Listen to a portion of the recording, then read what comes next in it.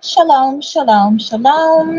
Peace be unto you all who have peace among you. It is I, the Omen, your favorite historian, Shia Fire Slayem. So we are continuing on the um, revelations of the end. Okay, revelations of the end. So we want to make sure that everyone gets a clear understanding of the sins of your fathers and foremothers, the things that you have continued to partake in, which is the cup of the whore. Whore. Ho, ho, ho. Merry Christmas, Halloween, Easter. Okay, so we're talking about the high places, Babylonia. Babylonia. The knees of Babylon broken. Break the knees of the statue, the idol. The idol has fallen over and broken its brain. So, Cahokia, Illinois. Cahokia is a settlement and former village in St. Clair County, Illinois, United States, founded as a colonial French mission in 1689. Located on the east side of the Mississippi River in the greater St. Louis metropolitan area. As of the 2010 census, 15,241 people lived in the village. On May 6, 2021, the village was incorporated into the new city of Cahokia Heights. Heights, high places. Okay, so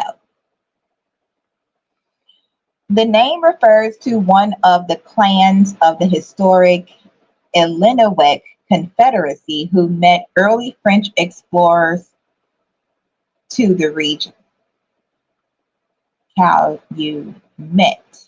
Okay, so this is about the mixing of the nations. This is about traitors, people who go against their own people. What does it say? They disperse their own people. Yeah, pretty much. So the sacrificing of your own people for your own selfish needs. Okay, so early European settlers named the nearby and long abandoned Cahokia Mounds in present day Madison County after the Illini clan. But the UNESCO World Heritage Site and State Historic Park was developed by the Mississippian culture active here from AD 900 to AD 1500. Some connection to the clan is possible but unknown. The area was part of an extensive urban complex, the largest of the far-flung Mississippian culture territory through the Mississippi and Ohio River valleys. French Canadian colonists founded Cahokia Village in 1696 as a Catholic mission. The historic Church of the Holy Family is the oldest continually active Catholic parish in the United States, as well as the oldest church west of the Allegheny Mountains. Other significant colonial and federal period buildings listed on the National Register of Historic Places include the Cahokia Courthouse, circa 1740 in the French colonial style, and the Jarrett Mansion, circa 1810. Now, we also want to think about the outer courts of Jerusalem when talking about these first cities. Okay, so the history of Cahokia mounds. Archaeologists ascribe the earthwork mounds Cahokia complex to the Mississippian culture and earlier indigenous people who are not believed to have been ancestral to the Illini. The city site reached its peak in the 13th century and was abandoned centuries before European contact. The Cahokia Native Americans of the Illinois did not coalesce as a tribe and live in the Illinois area until nearly the time of French contact 300 years ago, or so they say. Pinet's mention, or Pinet's. I'm going to say Father Pinet founded a mission in late 1696 to convert the Cahokian and Tamaroa Native Americans to Christianity. Father Pinet and the Seminary of Foreign Missions of Quebec built a log church and dedicated it to the Holy Family. 18th century settlement. During the next 100 years, Cahokia became one of the largest French colonial towns in the Illinois country. It was centrally located for trading Indian goods and furs and grew to about 3,000 inhabitants. Lucifer, okay. Its thriving business district reflected a frontier society numerically dominated by needy males, as it had 24 brothels. What is a brothel? A location for prostitutes. Okay, so sex in the city. Okay.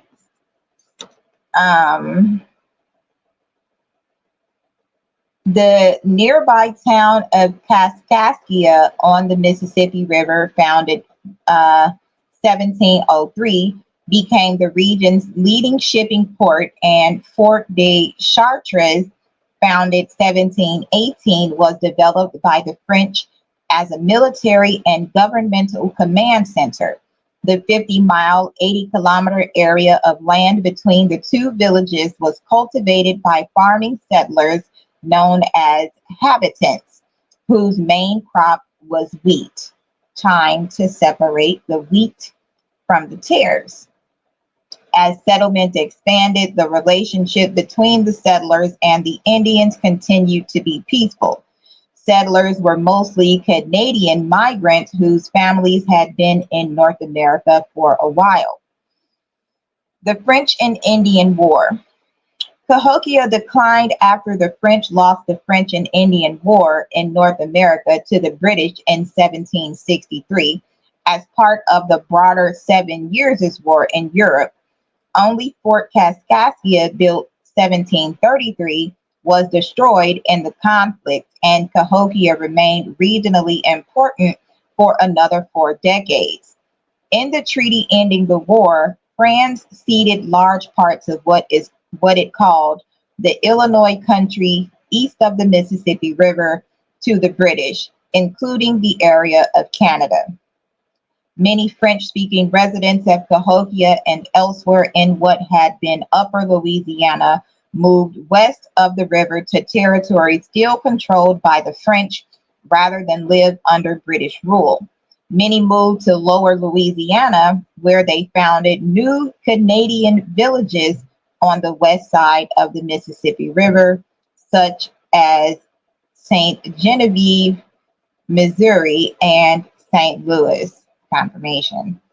The Ottawa leader, Pontiac, was assassinated by other Indians in or near Cahokia on April 20th, 1769, 420.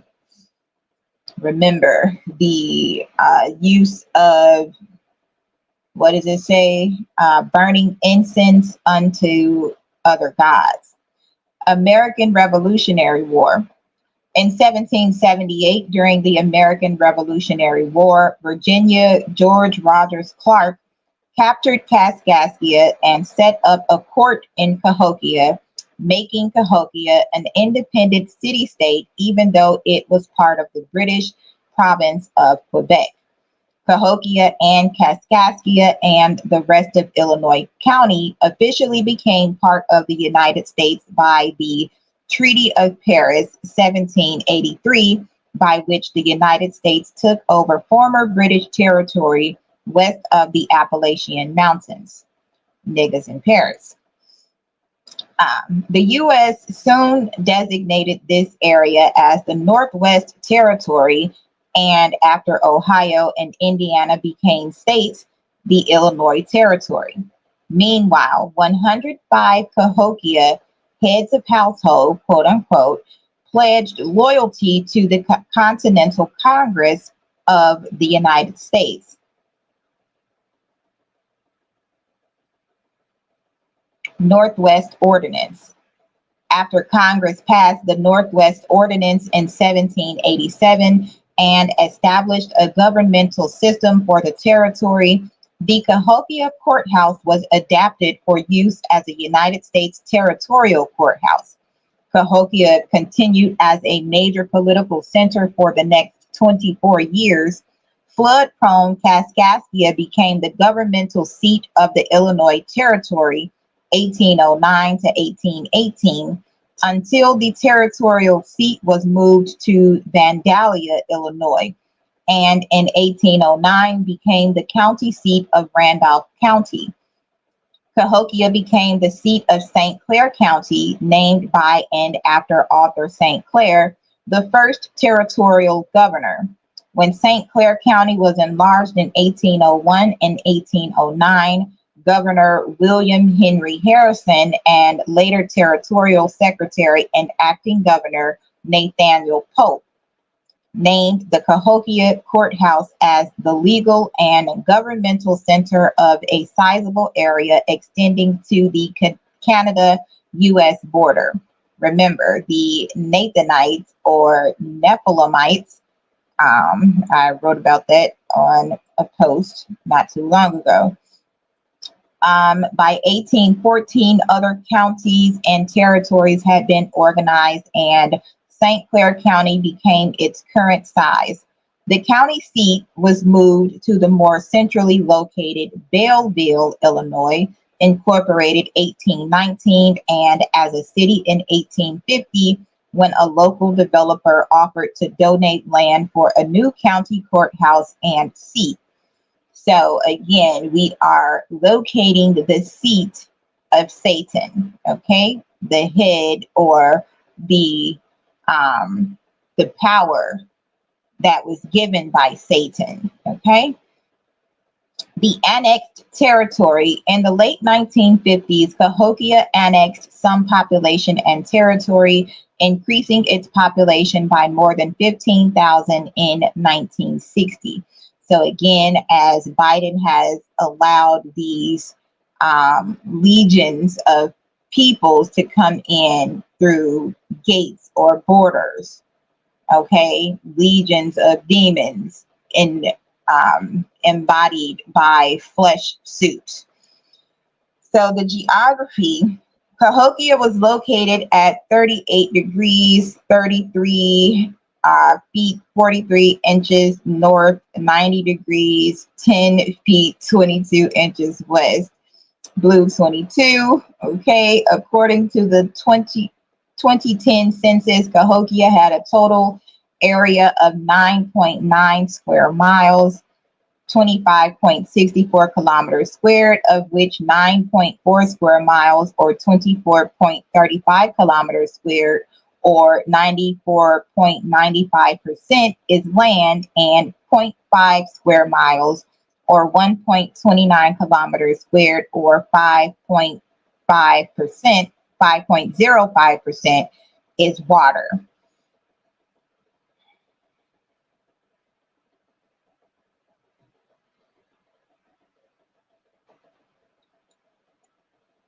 Okay, transportation. Cahokia is home to the St. Louis Downtown Airport, a general aviation facility. Metro operates the number 2 bus route to East St. Louis, Illinois, where connections can be made to the Metrolink light rail to St. Louis. Cahokia Unit School District 187 operates public schools. Again, 187 as in police code, a homicide. Okay, notable people: 18th century settler Marie Joseph Archevêque, her daughter Marie Joseph Lamarche, interesting, Lecomte, and granddaughter Marie Josette Languedoc from Cahokia inspired what Governor John Reynolds said was the truthful telling of Madame Lecomte in pioneer history of Illinois. Then we have Terran Armstead, the NFL player, Well Hungarians, a country and rock band, Michael B. Witt, the country singer-songwriter. Now, we're going to talk about Cahokia Heights. Cahokia Heights is a city in St. Clair County, Illinois. It was founded on May 6, 2021 by the merger of the villages of Cahokia and Lorton and the city of Centerville. On May 6, 2021, Curtis McCall Sr. was sworn in as the city's first mayor, having run unopposed. The history. Better Together. The formation of Cahokia Heights was part of a campaign and four-phase plan called Better Together. Curtis McCall Sr., Centerville Township Supervisor, led the consolidation efforts.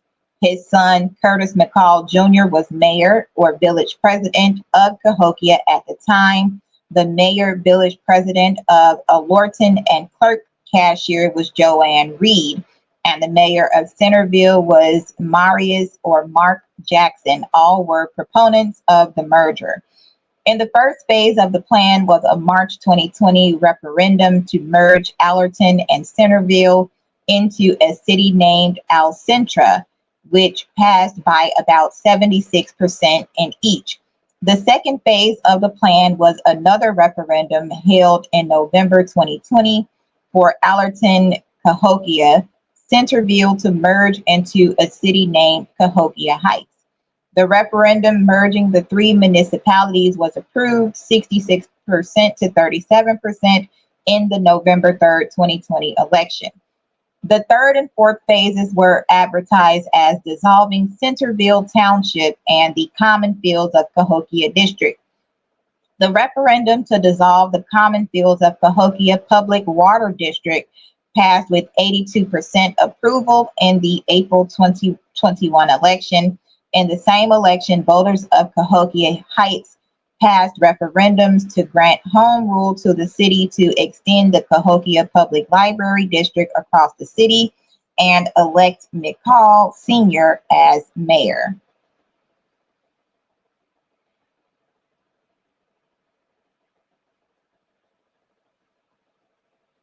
Okay, so as we can see, they're not really trying to take us into the history of said city. So St. Clair County, Illinois, the ninth most populous county in Illinois, located directly east of St. Louis. The county is part of the Metro East region of the Greater St. Louis metropolitan area in southern Illinois as of the 2020 United States Census. St. Clair County had a population of 257,400, making it the third most populous county in Illinois outside the Chicago metropolitan area. Belleville is the county seat and largest city.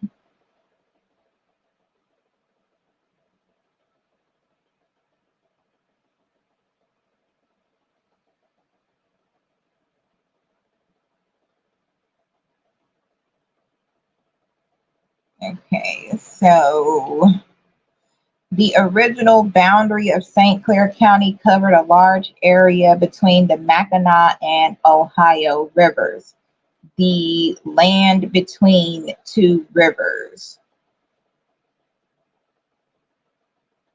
part of Indiana Territory, extending its northern border to Lake Superior and the international border with Rupert's Land. Nathaniel Pope.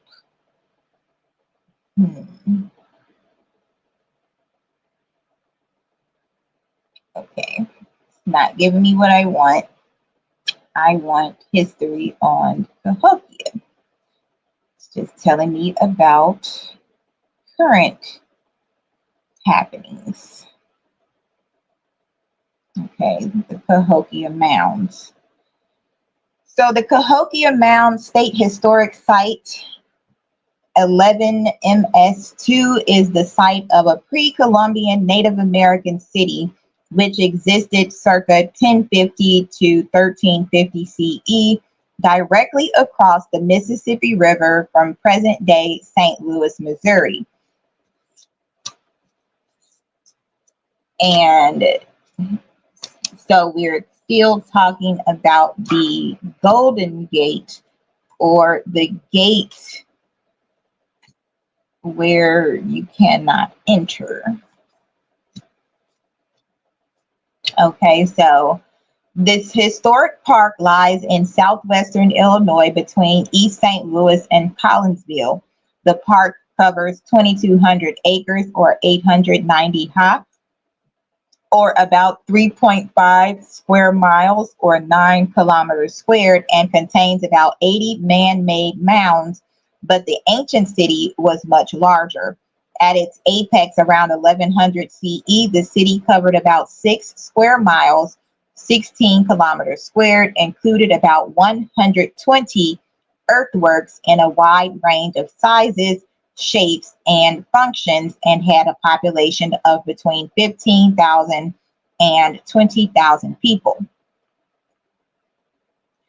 Cahokia was the largest and most influential urban settlement of the Mississippian culture, which developed advanced societies across much of what is now the central and the southeastern United States, beginning more than 1,000 years before European contact. Today, the Cahokia Mounds are considered to be the largest and most complex archaeological site north of the great pre-Columbian cities in Mexico. So we have Upper and Lower Egypt. Cahokia Mounds is a National Historic Landmark and a designated site for state protection. It is also one of the 25 UNESCO World Heritage Sites within the United States. The largest prehistoric earthen construction in the Americas north of Mexico, the site is open to the public and administered by the Illinois Historic Preservation Division and supported by the Cahokia Mounds Museum Society. In celebration of the 2018 Illinois State Bicentennial, the Cahokia Mounds were selected as one of the Illinois 200 Great Places by the American Institute of Architects, Illinois component AIA Illinois. It was recognized by US Today Travel Magazine as one of the selections for Illinois 25 must-see places. History.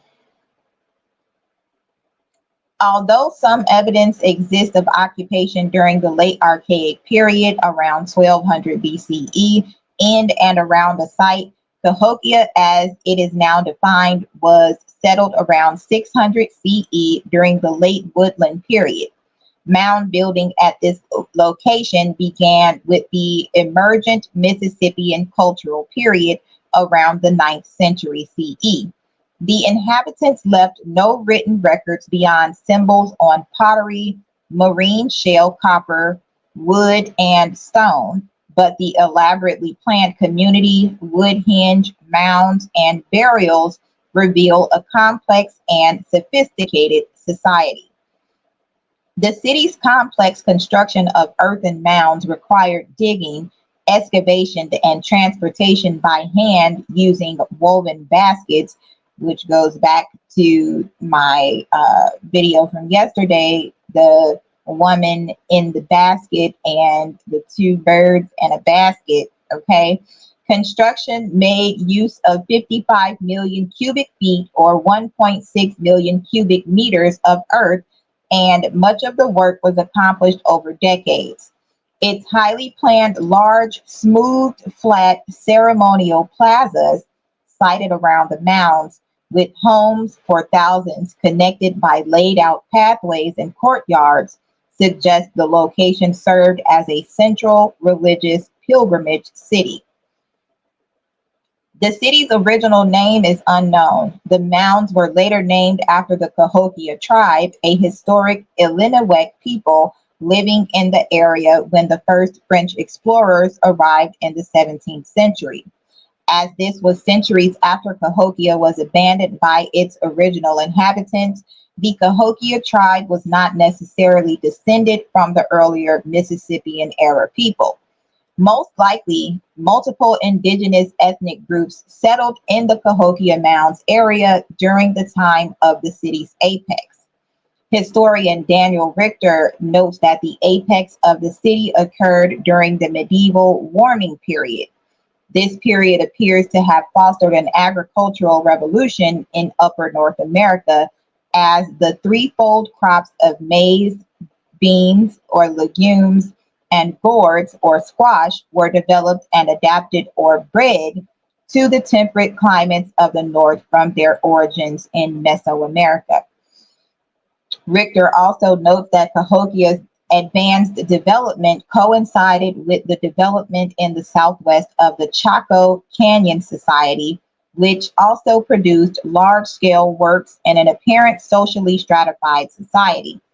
The decline of the city coincides with the Little Ice Age, although by then the threefold agriculture remained well established throughout temperate North America. Rise and peak, 11th and 12th centuries.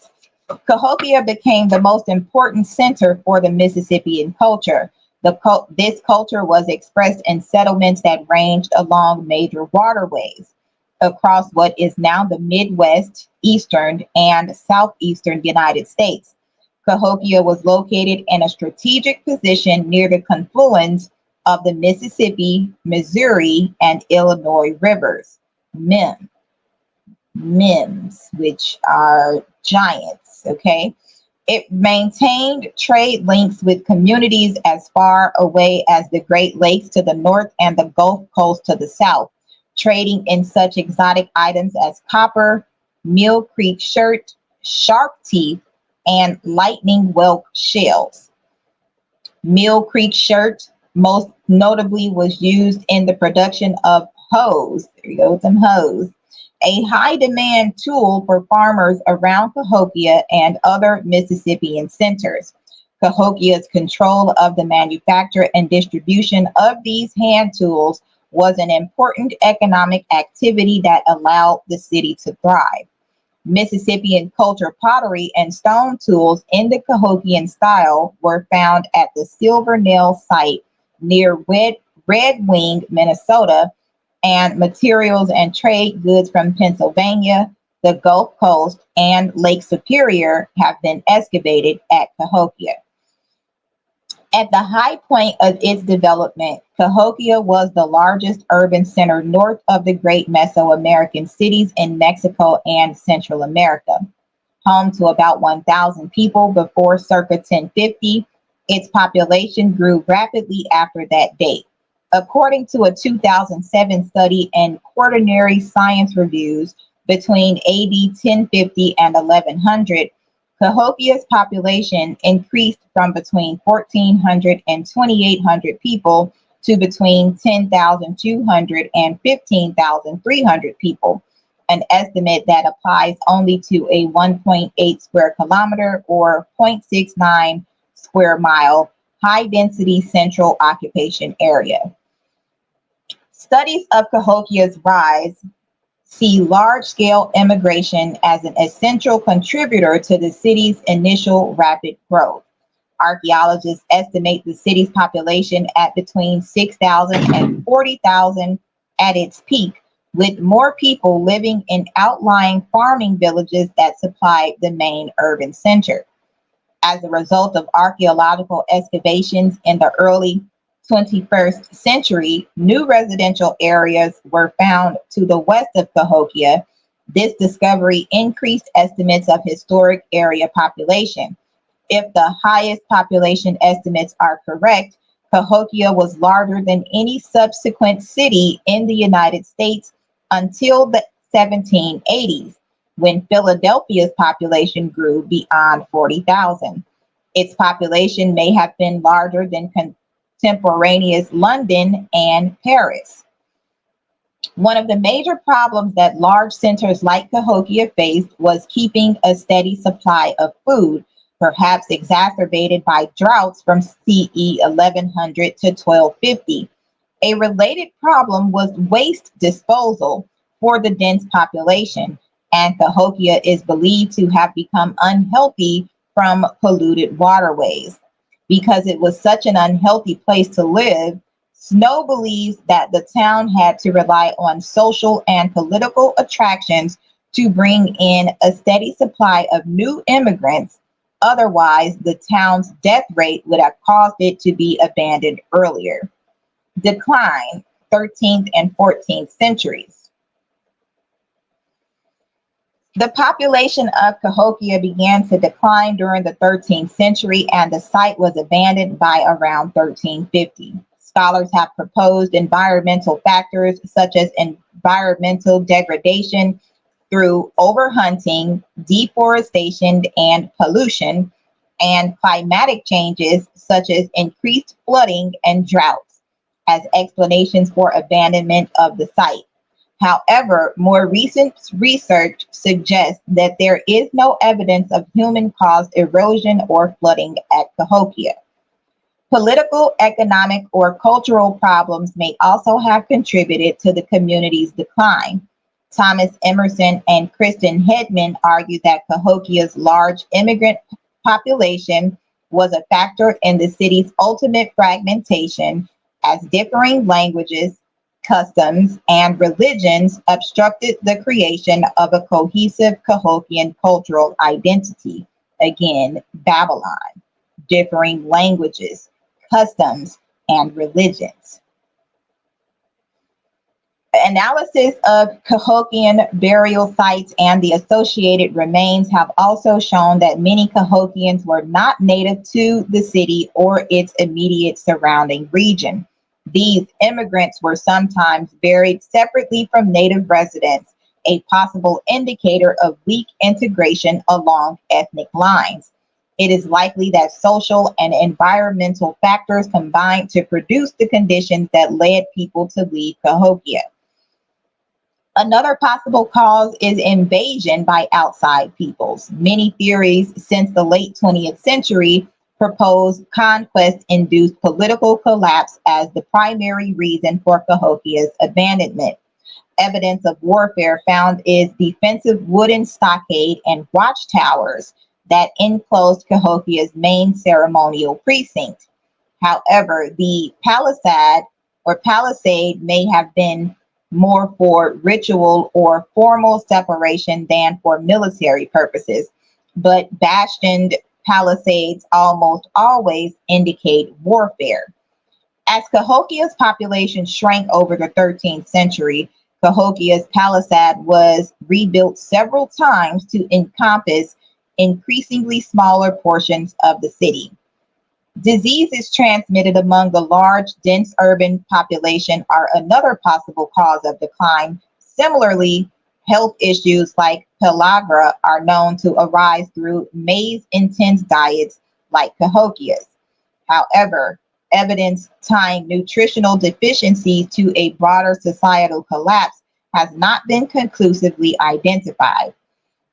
At Cahokia's beginning around CE 1050, hominy was made through nixtamalization that made the maize more nutritious. Recent research indicates that early Cahokians nixtamalized maize, but then stopped nixtamalizing maize around CE 1200. Intense reliance on maize that is not nixtamalized may result in pellagra and death. Isotope analysis of burial remains at Cahokia has revealed iron deficiency anemia and tooth enamel defects potentially stemming from Cahokia's reliance on maize, children of the corn.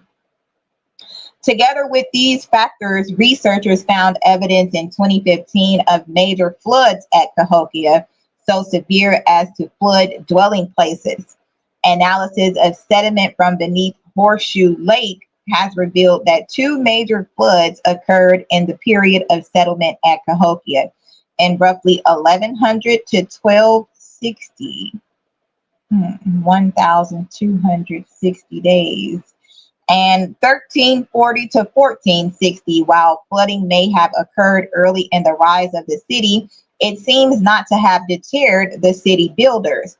To the contrary, it appears they took steps such as creating channels, dikes, and levees that protected at least the central city throughout its inhabited history.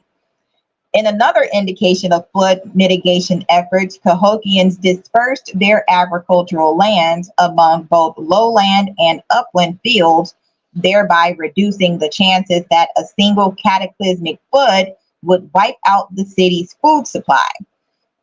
Archaeologists discovered evidence in 2020 that there was a population rebound following Cahokia's population minimum in 1400, with the population reaching a population maximum in 1650 and then declining again in 1700.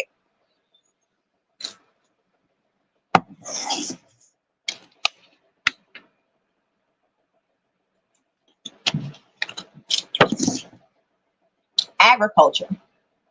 Cahokia was surrounded by rich agricultural lands. The city has been traditionally thought to have been a maize-centric civilization, the crop having been introduced to the region around AD 900. While maize is often credited with enabling Cahokia's early population growth, more recent research has suggested that Cahokian diets were quite varied, especially in the city's early period of existence. Thomas Emerson and Kristen Hedman attribute the discovery of Cahokian individuals with low maize diets to the existence of hunter-gatherer immigrant communities who had not yet adopted maize as a staple food source. Residents of outlying areas relied heavily on maize for subsistence, while residents of Cahokia's city center enjoyed more diverse diets. One interpretation is that higher levels of maize consumption may be correlated with a lower social status among Cahokian residents. The impact that Cahokian agriculture had on the environment and its relationship to the city's ultimate collapse is hotly debated. The depletion of farming soil surrounding Cahokia may have led to a decline in food resources that doomed the city. Jane Mount Pleasant, however, argues that these models of Cahokia's soil longevity are flawed because it is based on modern understandings of crop yields that assume the use of plows. Cahokians' exclusive use of hand tools was less damaging to the soil and thus may have maintained soil quality far longer than is typical today, making a rapid collapse of agricultural productivity in Cahokia less likely. Notable features. The original site contained 120 earthen mounds. Now in the Bible, again, God said that their days or years would be 120. There were 120 priests in the upper room during Pentecost. Okay, just hold that thought. So 120 earthen mounds over an area of 6 square miles or 16 kilometers squared, of which 80 remain today. To achieve that, thousands of workers over decades moved more than an estimated 55 million cubic feet or 1,600,000 meters cubed of earth in woven baskets to create this network of mounds and community plazas, like evergreen plaza. We have plazas everywhere. So Monk's Mound, for example, covers 14 acres or 5.7 ha, rises 100 feet or 30 meters, and was topped by a massive 5,000 square feet or 460 meters squared, building another 50 feet and 15 meters high. So building within a building. Urban landscape. Early in its history, Cahokia underwent a massive construction boom. Along with the early phase of Monk's Mound, an overarching urban layout was established at the site.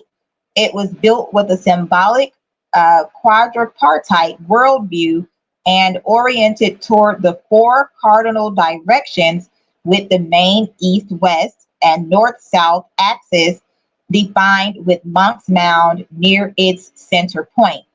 Four large plazas were established to the east, west, north, and south of Monk's Mound.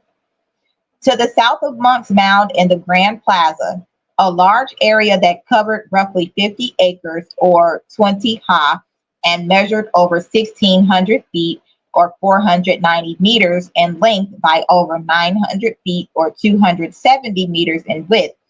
Researchers originally thought the flat, open terrain in this area reflected Cahokia's location on the Mississippi's alluvial floodplain. But instead, soil studies have shown that the landscape was originally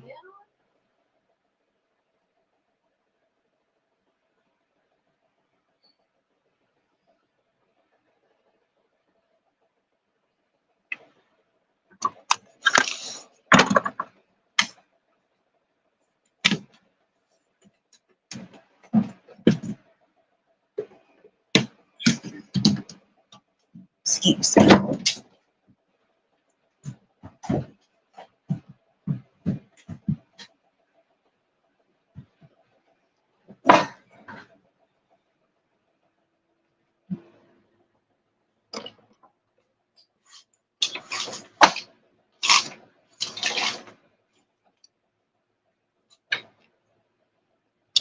Okay. But instead, soil studies have shown that the landscape was originally undulating ridge and swell topography.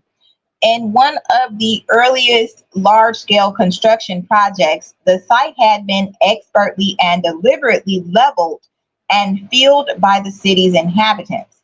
It is part of the sophisticated engineering displayed throughout the site. It was used for large ceremonies and gatherings, as well as for ritual games such as chunky. The game was played by rolling a disc-shaped chunky stone across the field. The players would throw spears where they thought the chunky stone would land. The game required a great deal of judgment and aim. The major ceremonial north-south axis connects the main precinct with the large ridgetop mortuary mound to its south, now known as the Rattlesnake Mound or Mound 66. No coincidence, 666. The feature, named the Rattlesnake Causeway by archaeologists, was an elevated embankment about 18 meters or 59 feet wide, roughly 800 meters or 2,600 feet in length, and varies in height from 0.5 meters or 1.6 feet to almost 1.3 meters or 4.3 feet as it traverses a low, swampy area to the south of the Grand Plaza. Swamp thing. It is aligned 5 degrees east of north, a direction thought to mimic the maximum southern moonrise of 5 degrees west of north, albeit in reverse. This is thought to have had symbolic associations to the builders in connection with their lunar maze goddess of the underworld. This is further strengthened by its close proximity to the ridgetop mortuary mound 72. 4444 on the clock. Mound 72. 72 was the year of Alexander. No, is it Alexander the Great or who had the babies killed, Herod the Great. And also, so this is from something I wrote about the child sacrifice. G.C. Hyder and John Day connect Moloch with a deity, MLK, attested at Ugarit, and Malik attested in Mesopotamia, and proposes that he was a god of the underworld, as in Mesopotamia. Malik is twice equated with the underworld god Nergal. Day also notes that Isaiah seems to associate Moloch with Sheol. The Ugaritic deity MLK also appears to be associated with the underworld and the similarly named Phoenician god Melkart, literally king of the city, could have underworld associations if city is understood to mean underworld, as proposed by William F. Albright. Hyder also argued that there was also an Akkadian term, Maliku, sounds like Malibu, referring to the shades of the dead. And what did Kendrick say in Not Like Us? You're Malibu's most wanted. He a fan, he a fan, he a fan. Okay. So this is further strengthened by its close proximity to the ridgetop mortuary mound 7272, also equaling 9. So we have 669, or 9 inverted 666. The underworld connotations of the low water field area the causeway traversed, and its terminus at the mortuary complex at the Rattlesnake Mound. The causeway itself may have been symbolic as a symbolic path of souls. The high-status central district of Cahokia was surrounded by a 2-mile-long palisade that was equipped with protective bastions. A later addition to the site, when the palisade was constructed, it cut through and separated some pre-existing neighborhoods. Archaeologists found evidence of the stockade during excavation of the area and indications that it was rebuilt several times. Now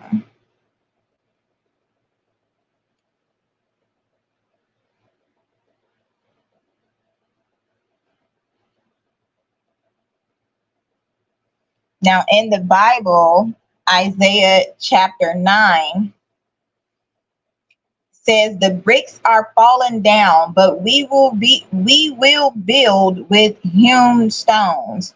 The sycamores are cut down, but we will change them into cedars. Okay. So its bastions showed that it was mainly built for defensive purposes. Beyond Monk's Mound, as many as 120 more mounds stood at varying distances from the city center. To date, 109 mounds have been located, 68 of which are in the park area. The mounds are divided into 3 different types: platform, conical, and ridgetop. Each appeared to have had its own meaning and function. In general terms, the city center seems to have been laid out in a diamond-shaped pattern about 1 mile or 1.6 kilometers from end to end, while the entire city is 5 miles or 8 kilometers across from east to west. Domestic architecture. Cahokian residential zones were arranged into carefully planned clusters around plazas and mounds. Specific delineations and functions have been hard to determine, but many of these clusters may have been designed to accommodate religious or ethnic segregations. Cahokia's neighborhoods possessed a standardized suite of building types including steam baths, council houses, and temples. Cahokian domestic structures were generally of pole and thatch construction and followed rectangular footprints. Wall trenches were often used instead of posts for building construction. Aline Betzenhauser and Timothy Pocketot argue that upwards of 20% of Cahokia's neighborhood structures did not serve domestic functions, but were rather intended to facilitate engagement with non-human spiritual beings as part of an animistic religion. And I have here Chamber of the Sage, position of idols in the home or in a nook, cities, not temples. Okay.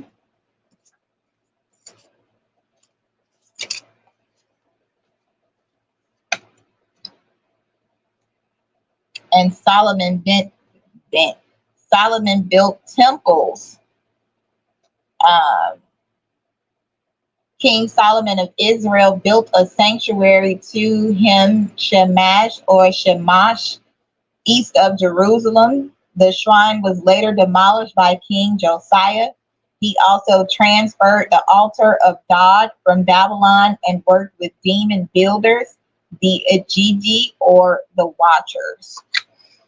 So these beings may have resided in the building itself or inhabited large marker posts, similar to the post used to build the Cahokia wood hinge. Betzenhauser and Pocketot compare their theorized Cahokian buildings to similar historical examples such as shaking tents or medicine lodges. Monk's Mound is the largest structure and central focus of the city, a massive platform mound with 4 terraces, 10 stories tall, 10-4. It is the largest man-made earthen mound north of Mexico. Facing south, it is 100 feet or 30 meters high, 951 feet or 290 meters long, 836 feet or 255 meters wide, and covers 13.8 acres or 5.6 high. It contains about 814,000 cubic yards or 622,000 meters cubed of earth. The mound was built higher and wider over the course of several centuries through as many as 10 separate construction episodes as the mound was built taller and the terraces and apron were added.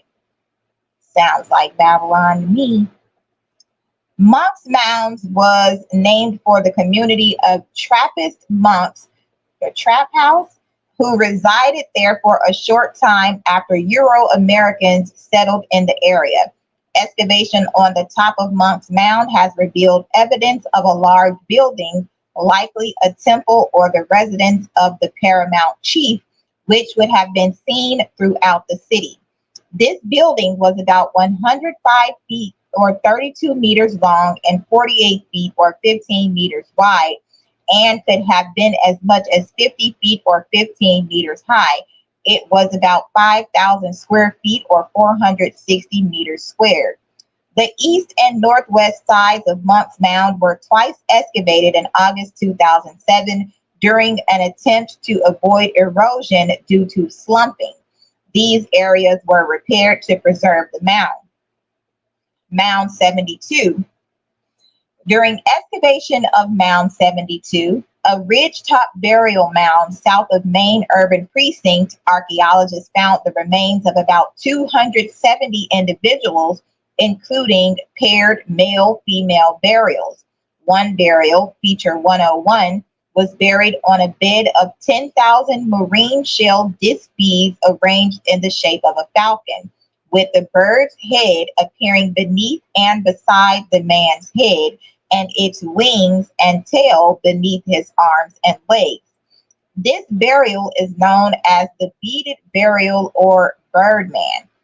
Other burials, such as the exotic cash burial, in the mound had exotic materials and huge quantities of shell beads. The falcon warrior or birdman is a common motif in Mississippian culture. This burial clearly had powerful iconographic significance. In addition, a cache of sophisticated, finely worked arrowheads in a variety of different styles and materials was found near the grave of this important man.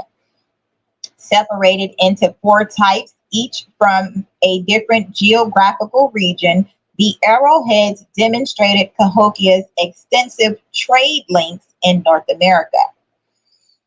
Archaeologists recovered more than 250 other skeletons from Mound 72. Scholars believe almost 62% of these were sacrificial victims based on signs of ritual execution, method of burial, and other factors. The skeletons include four young males missing their hands and skulls, a mass grave of more than 50 women and around 50 women around 21 years old, with the bodies arranged in two layers separated by matting. A mass burial containing 40 men and women who appear to have been violently killed. Some of these may have been buried alive.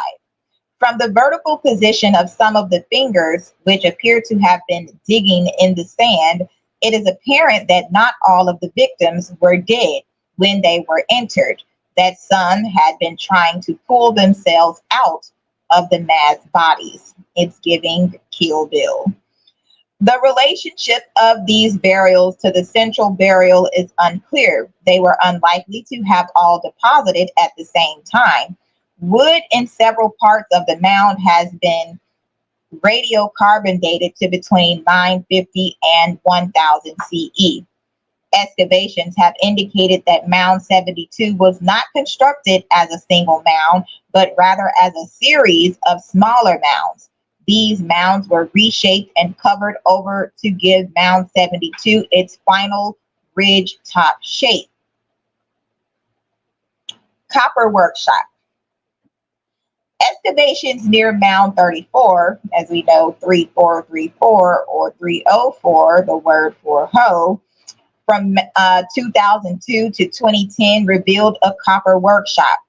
This unique find was originally discovered in the 1950s by archaeologist Gregory Perino, but its exact location was lost for 60 years. It is the only known copper workshop to be found at a Mississippian culture site. The area contains the remains of 3 tree stumps thought to have been used to hold anvil stones. Analysis of copper found during excavations showed that it had been annealed, a technique involving repeatedly heating and cooling the metal as it is worked, as blacksmiths do with iron. Artisans produced religious items such as long-nosed god maskets, ceremonial earrings with a symbolic shape, thought to have been used in fictive kinship rituals.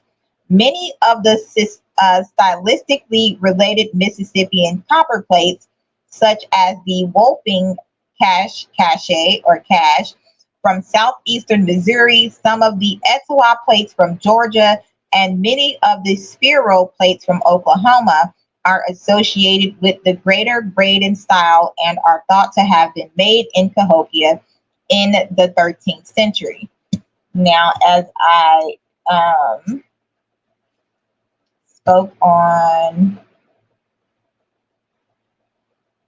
the Plains Indians and their human sacrifice, these are people of, what is it, Dakota, Minnesota, North and South Dakota, Georgia, Oklahoma, Kansas. So we are talking about the one who makes desolate, because blood makes the land desolate. Okay.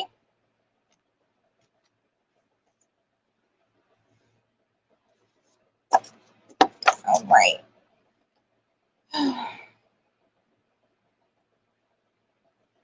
The Cahokia Wood Hinge. The Cahokia Wood Hinge was a series of large timber circles located roughly 850 meters or 2,790 feet to the west of Monk's Mound. They are thought to have been constructed between 900 and 1100 CE, with each one being larger and having 12 more posts than its predecessor. The site was discovered during salvage archaeology undertaken by Dr. Warren Whittrey in the early 1960s. Interstate highway construction boom. Although the majority of the site contained village house features, a number of unusually shaped large post holes were also discovered. When the holes were plotted out, they formed several arcs of equally spaced holes. Detailed analytical work supported the hypothesis that the placement of these posts was by design, and Whittrey hypothesized that the arcs could be whole circles. He began referring to the circles as wood hinges, comparing the structures to England's well-known circles at Woodhenge and Stonehenge.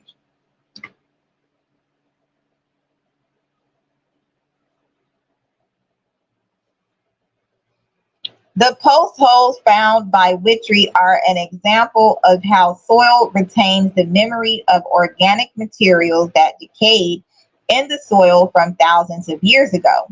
Many soils have a naturally acidic component that breaks down most organic material pretty quickly, but leaves behind dark discoloration in the soil. The original post of Cahokia Wood Hinge left behind this same discoloration, allowing researchers to easily identify the soil as having once contained wooden posts. Additional excavations in the 1960s to 1980s used predictions based on verified post hole locations and spacing to locate other post holes and confirm the existence of 5 separate timber circles in the general vicinity. The circles are now designated wood hinges 1 through 5 in Roman numerals. In 1985, a reconstruction of Wood Hinge 3 was built with the post being placed into the original excavated post positions. The circle, which has 48 posts in the circle and a 49th central post, has been used to investigate archaeoastronomy at Cahokia. The Illinois Historic Preservation Division that oversees the Cahokia site hosts public sunrise observations at the vernal and autumnal equinoxes and the winter and summer solstices. Out of respect for Native American beliefs, these events do not feature ceremonies or rituals of any kind. Greater Cahokia. Cahokia is recognized as one of the centers of a densely populated collections of sites, including East St. Louis Mound, Janie B. Good, and the Mitchell site. This region of sites is often referred to as Greater Cahokia because they were all interrelated, or Babylon the Great. Related mounds. Until the 19th century, a series of similar mounds was documented as existing in what is now the city of St. Louis, some 8 miles or 13 kilometers to the west of Cahokia. Most of these mounds were leveled during the development of St. Louis, and much of their material was reused in construction projects. The lone survivor of these mounds is Sugarloaf Mound. Located on the west bank of the Mississippi, it marked the initial border between St. Louis and the once autonomous city of Carondelet. One of the largest Mississippian sites is Kincaid Mound State Historic Site, located in Massac and Polk counties in southern Illinois. It is 140 miles or 230 kilometers southeast of Cahokia, located in the floodplain of the Ohio River. With a total of 19 mounds at the complex, it is considered the 5th largest Mississippian site in terms of the number of monuments. It is believed to have been a chiefdom, as an elite burial mound was among those found. The site is designated as a National Historic Landmark. The Cahokia Museum and Interpretive Center, which receives up to 1 million visitors a year, was designed by AAIC Inc. The building, which opened in 1989, received the Thomas H. Madigan Award, the St. Louis Construction News and Review's Reader's Choice Award, the Merit Award from the Metal Construction Association, and the Outstanding Achievement Award from the Brick Manufacturer Association. I just was looking at brick manufacturing. Cahokia has long been a point of interest in the academic community. As early as the 1960s, universities across the Midwest have gone to the site to conduct research in fields ranging from geology to archaeology. One of the most prominent archaeological researchers of Cahokia is Timothy Pocketot. He has been writing about and researching Cahokia for the majority of his professional career. Other prominent Cahokia academics include Warren Witry, who was instrumental in the recovery of Cahokia Woodhenge. So, the Woodhenge. I want to compare this to the Babylonian Tower. So the Tower of Babel.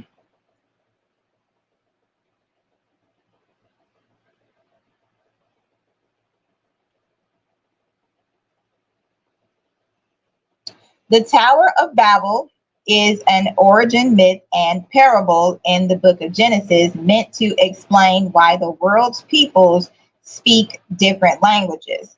And as stated in the article for Cahokia, they brought in many immigrants, as Biden is doing currently, bringing in more and more immigrants, and the immigrants were the cause of the fall of that city.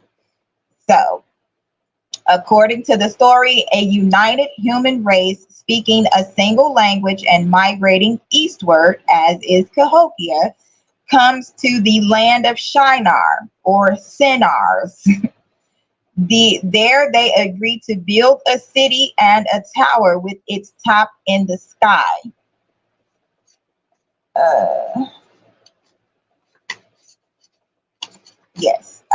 Top in the sky. Yahweh, observing their city and tower, confounds their speech so that they can no longer understand each other and scatters them around the world. Some scholars have associated the Tower of Babel with known structures, notably Etemenaki, a ziggurat dedicated to the Mesopotamian god Marduk in Babylon. A Sumerian story with some similar elements is told in Merkur and the Lord of Arata. The phrase Tower of Babel does not appear in the Bible. It is always the city and the tower, or just the city. The original derivation of the name Babel, also the Hebrew name for Babylon or Babylon, is uncertain. The native Akkadian name of the city was Bab Elim or Babe Elim, meaning gate of God.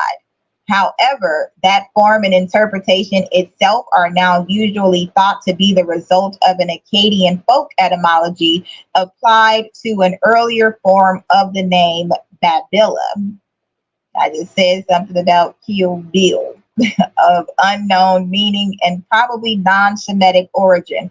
According to the Bible, the city received the name Babel from the Hebrew verb Balal, meaning to jumble or to confuse. The narrative.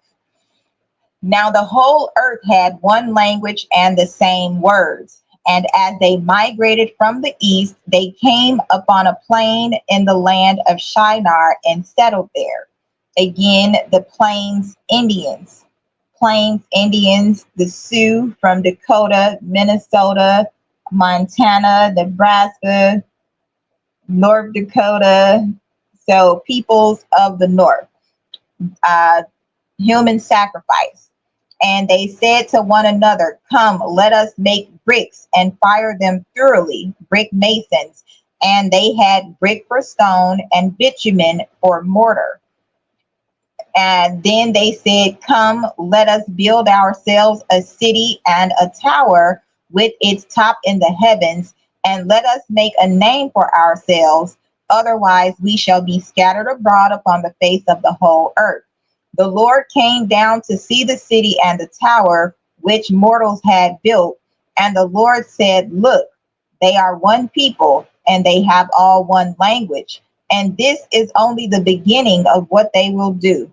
Nothing that they propose to do will now be impossible for them. Come, let us go down and confuse their language there, so that they will not understand one another's speech. So the Lord scattered them abroad from there over the face of all the earth, and they left off building the city. Therefore it was called Babel, because there the Lord confused Babel, the language of all the earth. And from there the Lord scattered them abroad over the face of all the earth. And that's Genesis 11, 1 through 9. And it's funny that someone thought it was cute to make an app called Babel, where you can learn different languages. Blasphemy. So the narrative of the Tower of Babel is an etiology or explanation of a phenomenon. Etiologies are narratives that explain the origin of a custom, a ritual, a geographical feature, name, or other phenomenon. The story of the Tower of Babel explains the origins of the multiplicity of languages. God was concerned that humans had blasphemed by building the tower to avoid a second flood. So God brought into existence multiple languages. Thus, humans were divided into linguistic groups, unable to understand one another. The story's theme of competition between God and humans appears elsewhere in Genesis, in the story of Adam and Eve in the Garden of Eden. The first century Jewish interpretation found in Flavius Josephus explains the construction of the tower as a hubristic act of defiance against God ordered by the arrogant tyrant Nimrod. There have, however, been some contemporary challenges to this classical interpretation, with emphasis placed on the explicit motive of cultural and linguistic homogeneity mentioned in the narrative. This reading of the text sees God's actions not as a punishment for pride, but as an etiology of cultural differences, presenting Babel as the cradle of civilization. Again, Cahokia being the first city and largest in North America. Authorship and source criticism. Jewish and Christian tradition attributes the composition of the whole Pentateuch, which includes the story of the Tower of Babel, to Moses. Modern biblical scholarship rejects Mosaic authorship of the Pentateuch, but is divided on the question of its authorship. Many scholars subscribe to some form of the documentary hypothesis, which argues that the Pentateuch is composed of multiple sources that were later merged. Scholars who favor this hypothesis, such as Richard Elliott Friedman, tend to see the Genesis 11, 1-9 as being composed by the J or Jahwist or Yahwist source.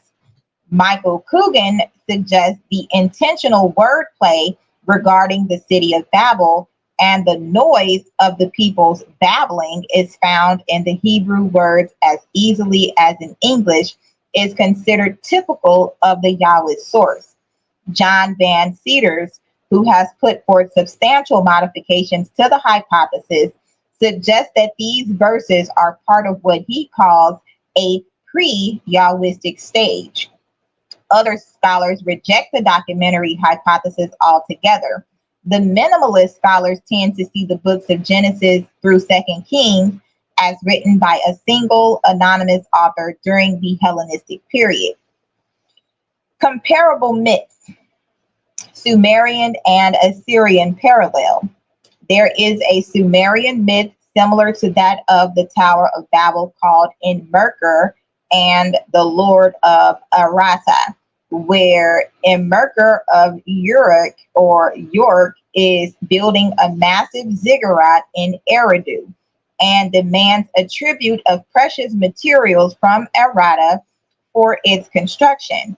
At one point, reciting an incantation imploring the god Enki to restore, or in Kramer's translation, to disrupt the linguistic unity of the inhabited regions, named as Shuber, Hamazi, Sumer, Uriki or Urikai or Akkad, and the Martu land.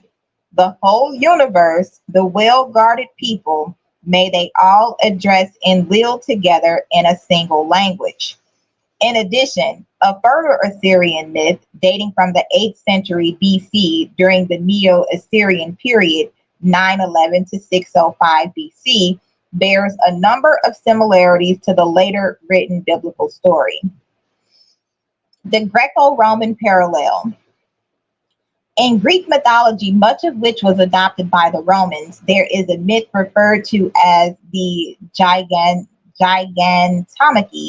the battle fought between the giants and the Olympian gods for supremacy of the cosmos.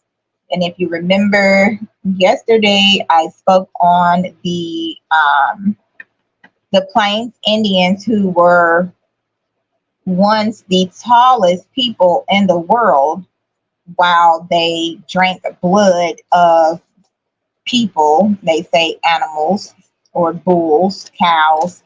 The cows were actually people, men and women and children.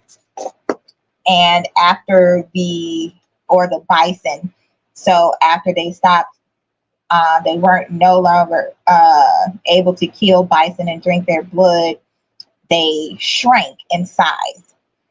Okay, so the battle fought between the giants and the Olympian gods for supremacy of the cosmos. In Ovid's telling of the myth, the giants attempt to reach the gods in heaven by stacking mountains, again, Cahokia, mounds, but are repelled by Jupiter's thunderbolts. A.S. Klein translates Ovid's metamorphosis as rendering the heights of heaven no safer than the earth. They say the giants attempted to take the celestial kingdom, piling mountains up to the distant stars. Then the all-powerful father of the gods hurled his bolt of lightning, fractured Olympus, and threw Mount Pelion down from Ossa below. Mexico.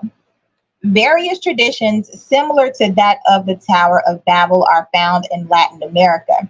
Some writers connected the Great Pyramid of Cholula to the Tower of Babel. The Dominican friar Diego Duran in 1537 to 1588 reported hearing an account about the pyramid from a 100-year-old priest at Cholula shortly after the conquest of the Aztec Empire. He wrote that he was told when the light of the sun first appeared upon the land, giants appeared and set off in search of the sun. Not finding it, they built a tower to reach the sky. An angered god of the heavens called upon the inhabitants of the sky, who destroyed the tower and scattered its inhabitants. The story was not related to either a flood or the confusion of languages, although Fraser connects its construction and the scattering of the giants with the Tower of Babel.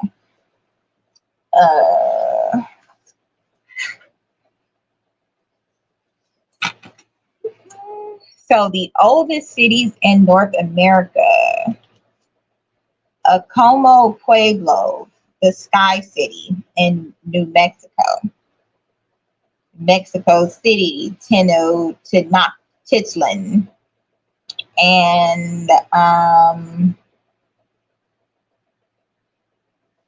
we have Oraibi in Arizona and Motul in Mexico. Also Tepoztlan in Mexico. Okay, so another story attributed by the native historian Fernando de Alva Cortez, uh, Ix, Ixtlil Zolchli, whatever, 1565 to 1648, to the ancient Toltecs, states that after men had multiplied following a great deluge, they erected a tall zakuali, or tower, to preserve themselves in the event of a second deluge. However, their languages were confounded and they went to separate parts of the earth. Arizona, still another story attributed to the Tohono Uadhan people, or Oddham people, holds that Montezuma escaped a great flood, then became wicked and attempted to build a house reaching to heaven, but the Great Spirit destroyed it with thunderbolts. Nepal. Traces of a somewhat similar story have also been reported among the Tharu of Nepal and northern India. According to David Livingstone, the people he met living near Lake Ngami in 1849 had such a tradition, but with the builders' heads getting cracked by the fall of the scaffolding. Other traditions. In his 1918 book, Folklore in the Old Testament, Scottish social anthropologist Sir James George Fraser documented similarities between Old Testament stories such as the flood and indigenous legends around the world. He identified Livingstone's account with a tale found in Lozi mythology, wherein the wicked men build a tower of mast to pursue the creator god Nyambi, who has fled to heaven on a spider web. But the men perish when the masts collapse. He further relates similar tales of the Ashanti that substitute a pile of porridge pestles for the mast. Fraser moreover cites such legends found among the Congo people as well as in Tanzania, where the men stack poles or trees in a failed attempt to reach the moon. He further cited the Karbi and Kuki people of Assam as having a similar story.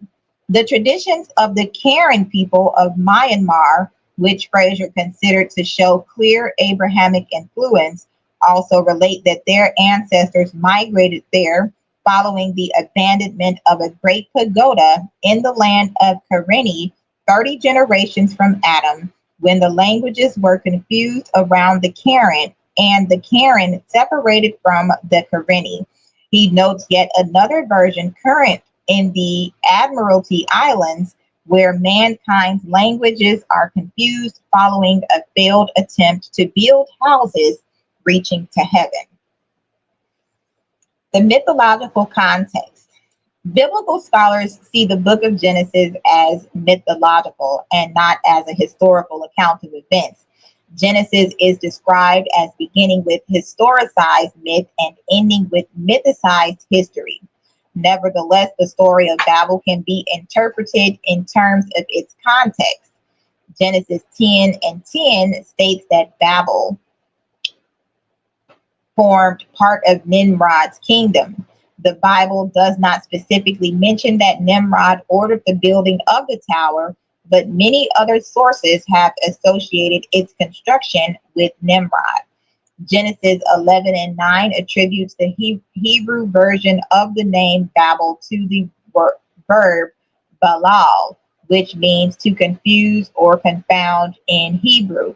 The first century Roman Jewish author Flavius Josephus similarly explained that the name was derived from the Hebrew word Babel, meaning confusion.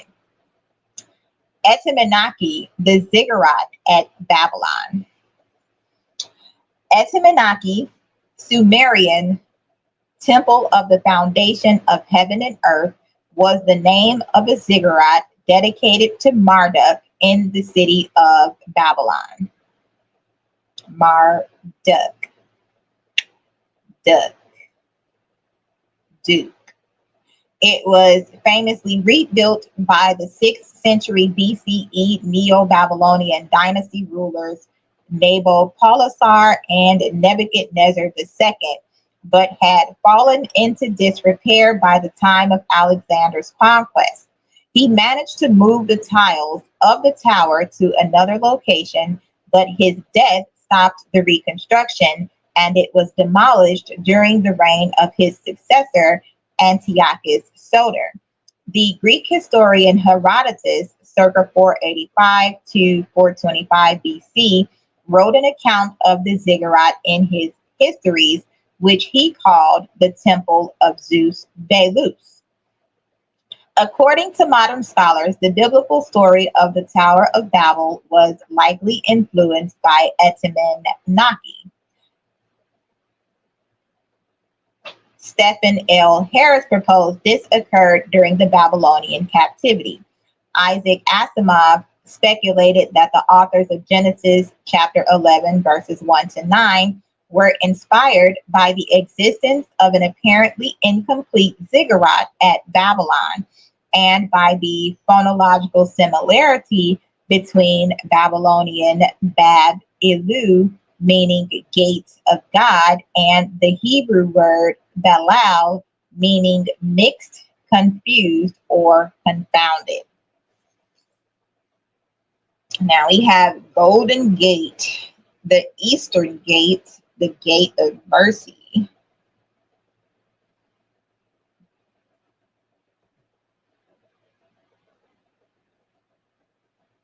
We have the Gate of the West. We have the Gates of the East. Later literature. Drink some water.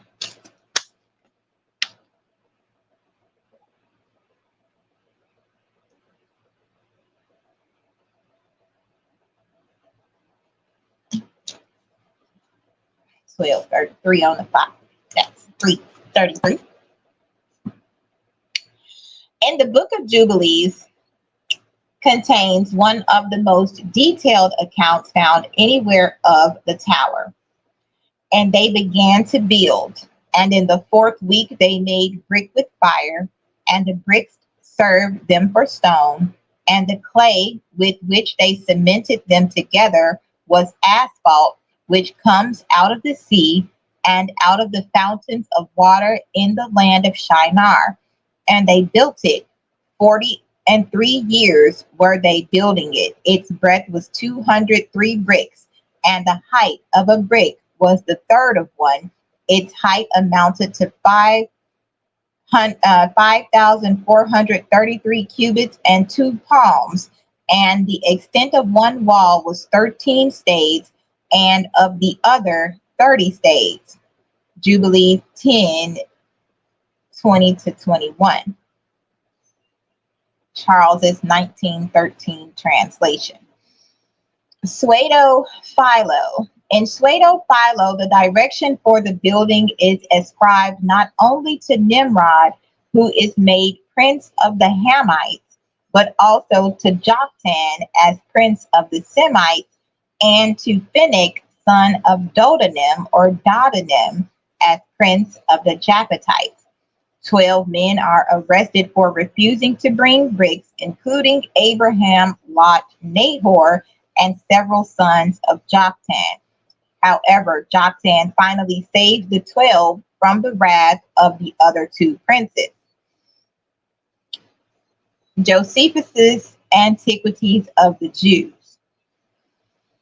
The Jewish Roman historian Flavius Josephus, in his Antiquities of the Jews, circa 94 CE, recounted history as found in the Hebrew Bible and mentioned the Tower of Babel. He wrote that it was Nimrod who had the tower built, and that Nimrod was a tyrant who tried to turn the people away from God. In this account, God confused the people rather than destroying them, because annihilation with the flood had not taught them to be godly. Now it was Nimrod who excited them to such an affront and contempt of God. He was the grandson of Ham, the son of Noah, a bold man and of great strength of hand. He persuaded them not to ascribe it to God as if it were through his means they were happy, but to believe that it was their own courage which procured that happiness. He also gradually changed the government into tyranny, seeing no other way of turning men from the fear of God, but to bring them into a constant dependence on his power. Now the multitude were very ready to follow the determination of Nimrod and to esteem it a piece of cowardice to submit to God. And they built the tower, neither sparing any pains, nor being in any degree negligent about the work. And by reason of the multitude of hands employed in it, it grew very high sooner than anyone could expect. But the thickness of it was so great, and it was so strongly built, that thereby its great height seemed upon the view to be less than it really was. It was built of burnt brick, cemented together with mortar, made of bitumen, that it might not be liable to admit water. When God saw that they acted so madly, he did not resolve to destroy them utterly, since they were not grown wiser by the destruction of the former sinners in the flood. But he caused a tumult among them by producing in them diverse languages, and causing that through the multitude of those languages they should not be able to understand one another. The place wherein they built the tower is now called Babylon, because of the confusion of that language, which they readily understood before. For the Hebrews mean by the word Babel, confusion. The Sibyl also makes mention of this tower and of the confusion of the language, when she says thus: when all men were of one language, some of them built a high tower, as if they would thereby ascend up to heaven. But the gods sent storms of wind and overthrew the tower, and gave everyone a peculiar language. And for this reason, it was that the city was called Babylon. And we have the windy city. Okay. Greek apocalypse of Baruch.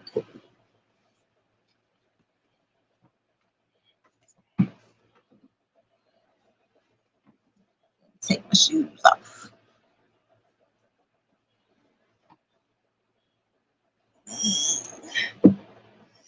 So the third apocalypse of Baruch, or 3 Baruch, circa 2nd century, one of the Suedepigrapha describes the just rewards of sinners and the righteous in the afterlife.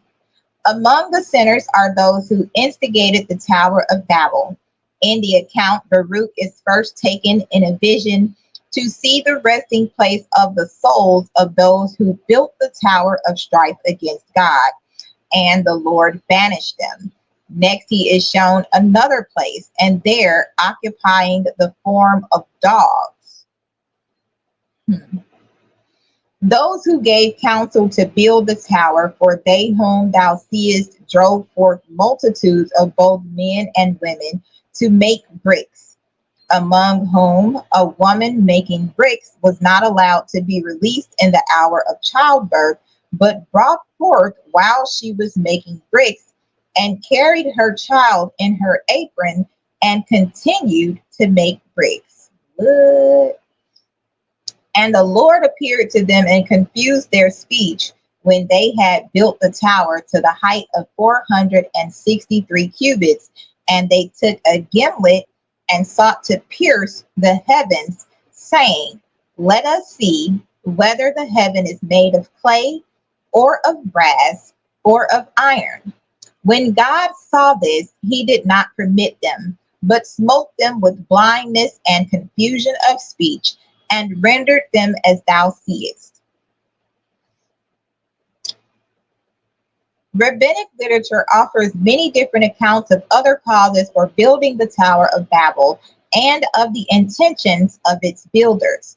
According to one midrash, the builders of the tower, called the generation of secession in the Jewish sources, said, God has no right to choose the upper world for himself, and to leave the lower world to us. Therefore, we will build us a tower with an idol on the top, holding a sword, so that it may appear as if it intended to war with God. The building of the tower was meant to bid defiance not only to God, but also to Abraham, who exhorted the builders to reverence. The passage mentions that the builders spoke sharp words against God, saying that once every 1,656 years, heaven tottered so that the water poured down upon the earth. Therefore, they would support it by columns, that there might not be another deluge. Some among that generation even wanted to war against God in heaven. They were encouraged in this undertaking by the notion that arrows that they shot into the sky fell back dripping with blood, so that the people really believed that they could wage war against the inhabitants of the heavens. That is the Sefer HaYashar, chapter 9, verses 12 through 36. According to Josephus and Midrash Kirk, it was mainly Nimrod who persuaded his contemporaries to build the tower, while other rabbinical sources assert on the contrary that Nimrod separated from the builders. According to another Midrashic account, 1/3 of the tower builders were punished by being transformed into semi-demonic creatures and banished into 3 parallel dimensions inhabited now by their descendants.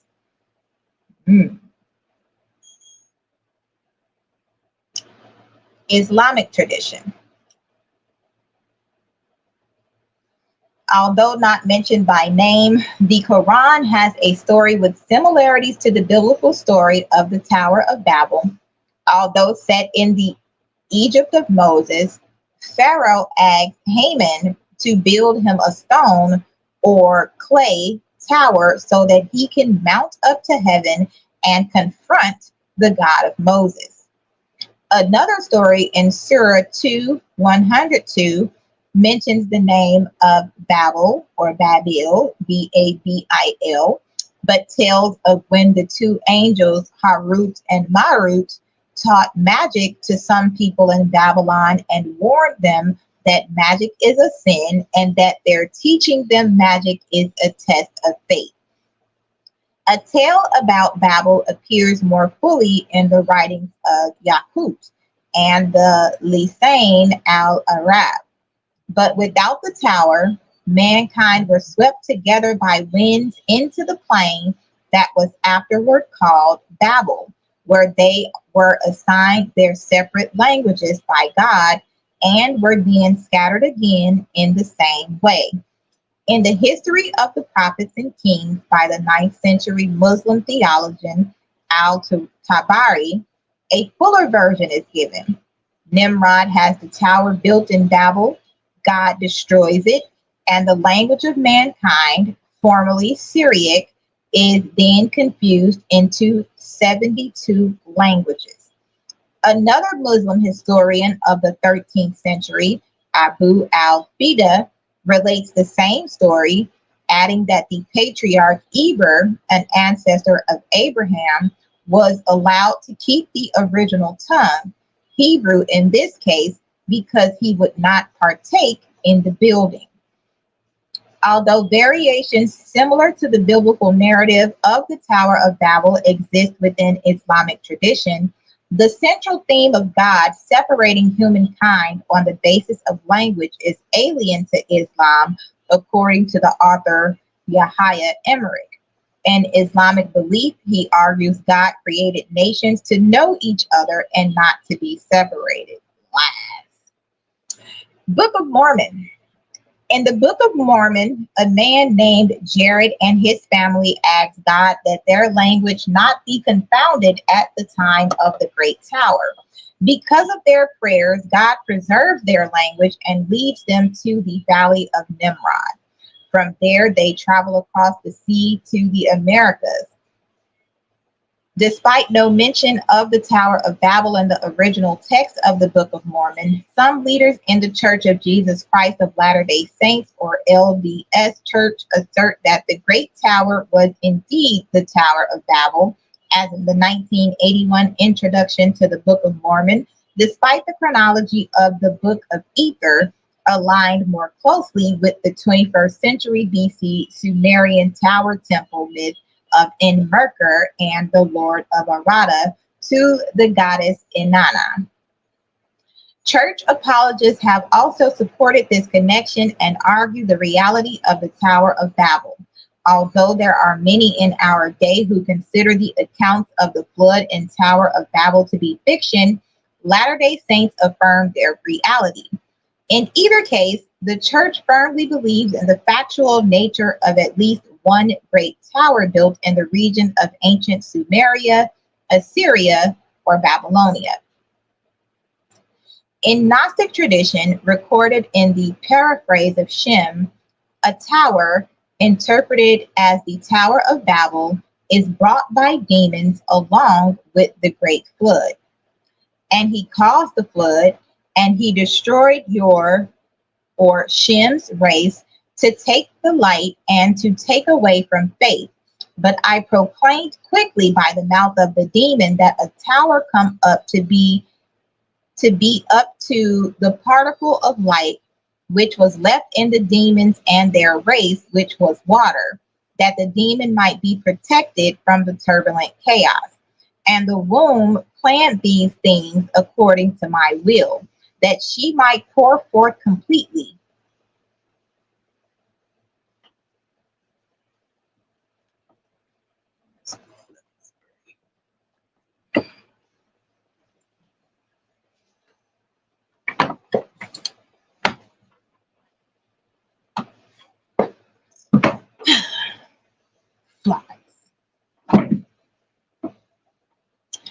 Okay. So, and the womb planned these things according to my will, that she might pour forth completely. A tower came to be through the demons. The darkness was distributed by his loss. He loosened the muscles of the womb, and the demon who was going to enter the tower was protected so that the races might continue to acquire coherence through him. The confusion of tongues, confusio linguarum, is the origin myth or the fragmentation of human languages described in Genesis 11, verses 1 to 9. As a result of the construction of the Tower of Babel, prior to this event, humanity was stated to speak a single language. The preceding Genesis 10 and 5 states that the descendants of Japheth, Gomer, and Javan dispersed with their own tongues. Augustine explained this apparent contradiction by arguing that the story, without mentioning it, goes back to tell how it came about that the one language common to all men was broken up into many tongues.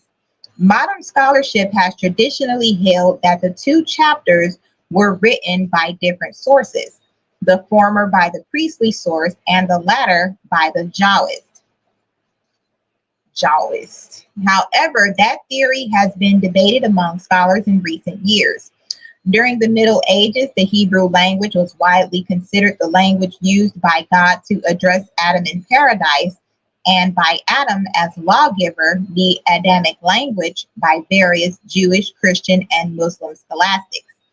Dante Alighieri addresses the topic in his De Vulgari Eloquentia, 1302 to 1305. He argues that the Adamic language is of divine origin and therefore unchangeable. In his Divine Comedy, circa 1308 to 1320, however, Dante changes his view to another that treats the Adamic language as the product of Adam. This had the consequence that it could no longer be regarded as immutable, and hence Hebrew could not be regarded as identical with the language of paradise. Dante concludes, Paradiso 26, that Hebrew is a derivative of the language of Adam. In particular, the chief Hebrew name for God in scholastic tradition, El, must be derived of a different Adamic name for God, which Dante gives as I. Before the acceptance of the Indo-European language family, these languages were considered to be Japhetite by some authors. Rasmus Rask in 1815 in Indo-European Studies. Beginning in Renaissance Europe, priority over Hebrew was claimed for the alleged Japhetic languages, which were supposedly never corrupted because their speakers had not participated in the construction of the Tower of Babel. Among the candidates for a living descendant of the Adamic language were Gallic, Tuscan, Dutch, Swedish, German. The Swedish physician Andreas Kemp wrote a satirical tract in 1688 where he made fun of the contest between the European nationalists to claim their native tongue as the Adamic language, caricaturing the attempts by the Swede Olaus Rudbeck to pronounce Swedish the original language of mankind. Kemp wrote a scathing parody where Adam spoke Danish.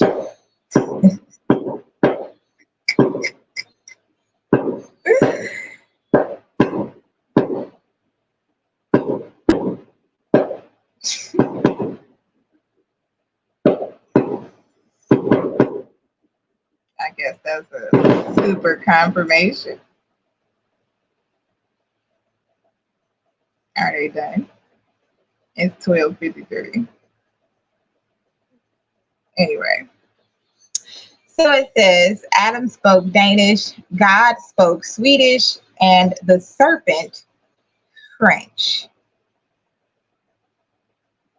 Pepe Le Pew.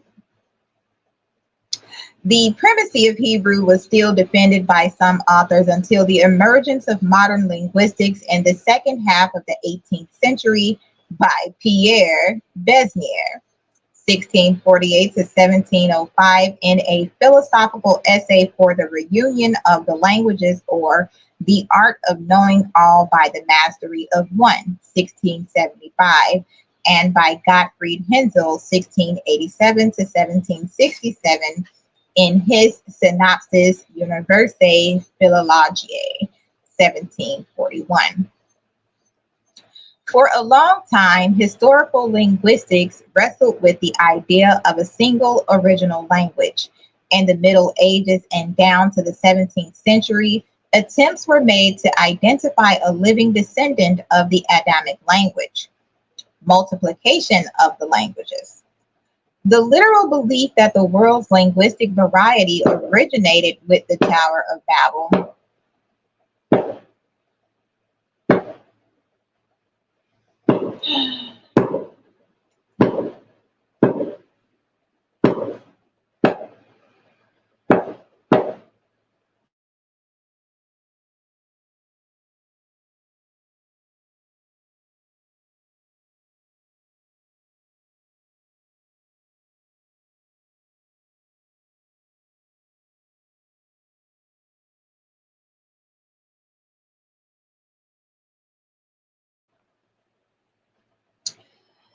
The literal belief that the world's linguistic variety originated with the Tower of Babel is pseudo-linguistics and is contrary to the known facts about the origin and history of languages.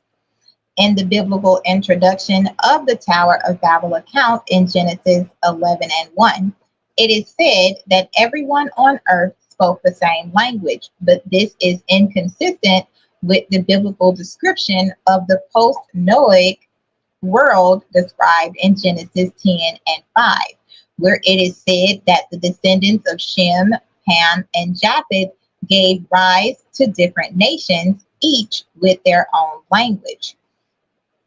There have also been a number of traditions around the world that describe a divine confusion of the one original language into several, albeit without any tower. Aside from the ancient Greek myth,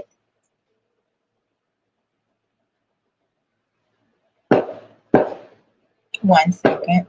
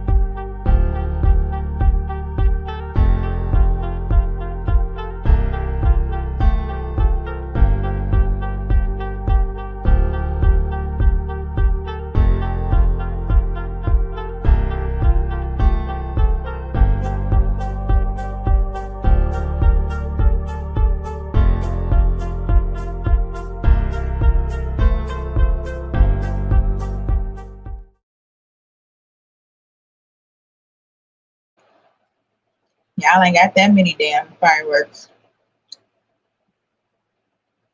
I'm gonna call the popo. They're illegal in Chicago. Fireworks is illegal.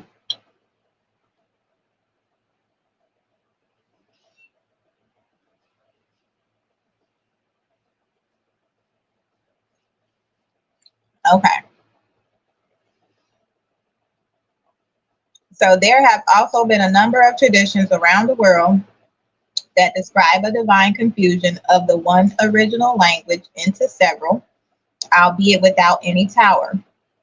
Aside from the ancient Greek myth that Hermes confused the languages, causing Zeus to give his throne to Coronation, Fraser specifically mentions such accounts among the Wasanya of Kenya, the Kasha Naga people of Assam, the inhabitants of Encounter Bay in Australia, the Maidu of California, the Lingit of Alaska, and the Kaish Maya of Guatemala.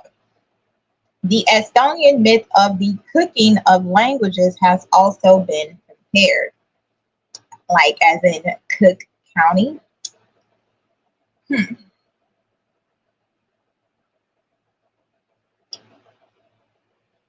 Mm-hmm. Mm.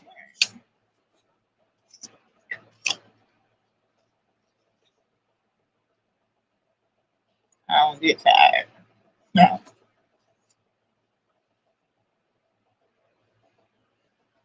The enumeration of scattered languages.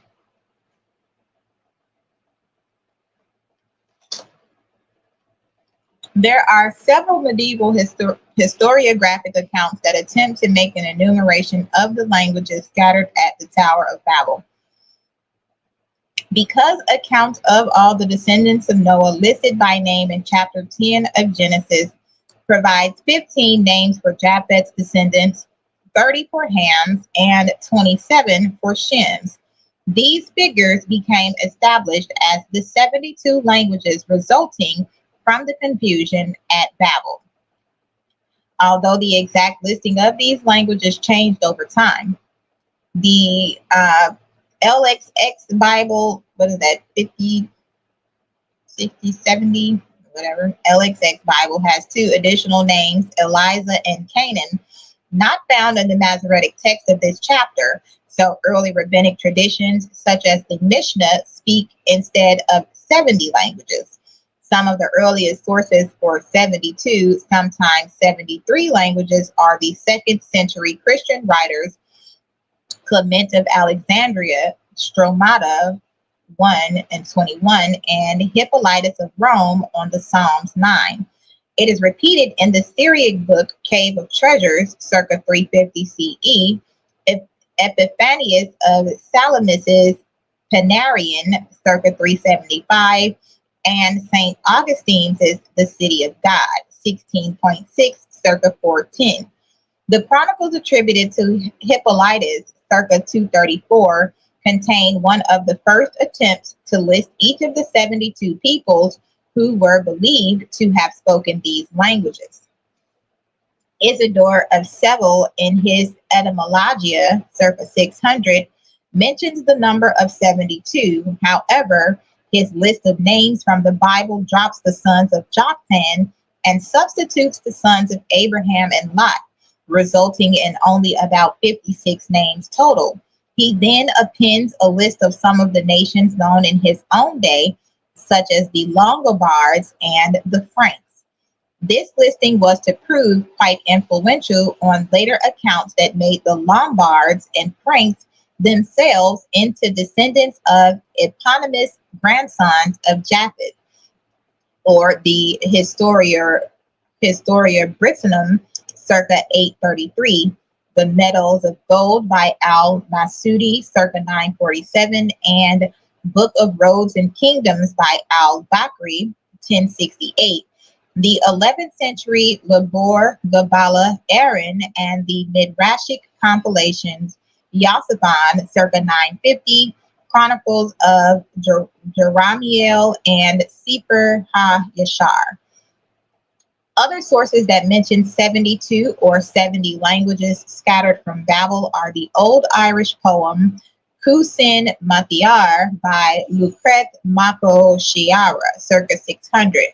The Irish monastic work Ariset Na Inesis, History of the Prophets and Kings by the Persian historian Muhammad ibn Jarir al-Tabari, circa 915, the Anglo-Saxon dialogue Solomon and Saturn, the Russian primary chronicle circa 1113, the Jewish Kabbalistic work Bahir 1174, the prose Edda of Snorri Sturluson circa 1200, the Syriac Book of the Bee circa 1221, the Gesta Honorum et Hungarorum circa 1284 mentions 22 for Shem, 31 for Ham, and 17 for Japheth, for a total of 70.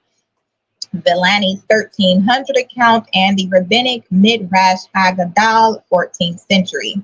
Villani adds that it was begun 700 years after the flood, and there were 2,354 years from the beginning of the world to the confusion of the Tower of Babel.